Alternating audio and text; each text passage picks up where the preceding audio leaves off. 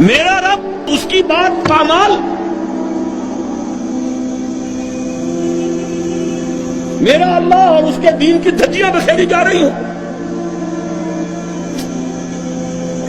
حضرت ابوبکر نے کیا فرمایا تھا؟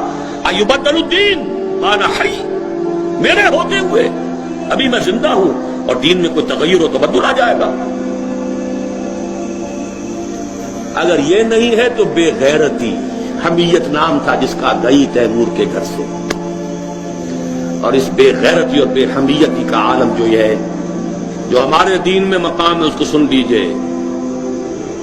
اوحى اللہ عز وجل الى جبرائیل علیہ الصلوۃ والسلام ان اقلب مدینۃ کذا وکذا باہلھا، اللہ نے وحی کی حضرت جبرائیل کو علیہ الصلوۃ والسلام، فلاں فلاں بستیوں کو الٹ دو، سدوم اور عمورہ کی بستیوں کی طرح عذاب ہلاکت نازل کر دو۔ قال فقال، حضور فرماتے ہیں کہ حضرت جبرائیل نے عرض کیا، یا رب ان فیہا عبدک فلانا لم یعصک طرفۃ عین، اے اللہ میں اس بستی کو الٹ دوں، اس میں تیرا فلاں بندہ بھی ہے جس نے کبھی پلک جھپکنے جتنی دیر بھی معصیت میں بسر نہیں کی۔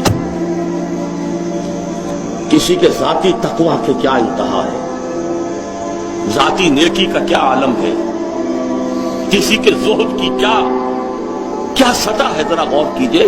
گواہی دینے والے جبرائیل ہیں، کوئی کرائے کے وکیل نہیں ہے اور کوئی پولیس کے ٹاؤٹ نہیں ہے۔ لم یعصک طرفۃ عین،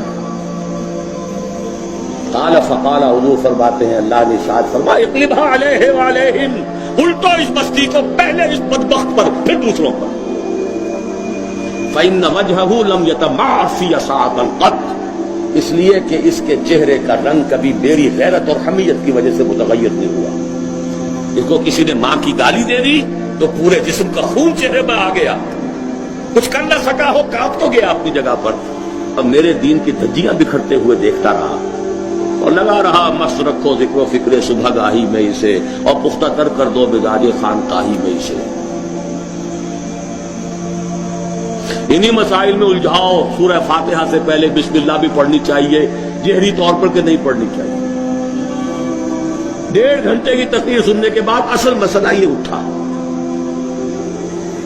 بیڑا یوں ہی تو غرق نہیں ہو گیا۔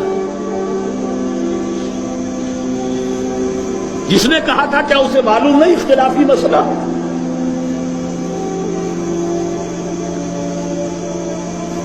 الجھائے رکھو ہے، یہی بہتر الہیات میں الجھا رہے، یہ کتاب اللہ کی تعویلات میں الجھا رہے۔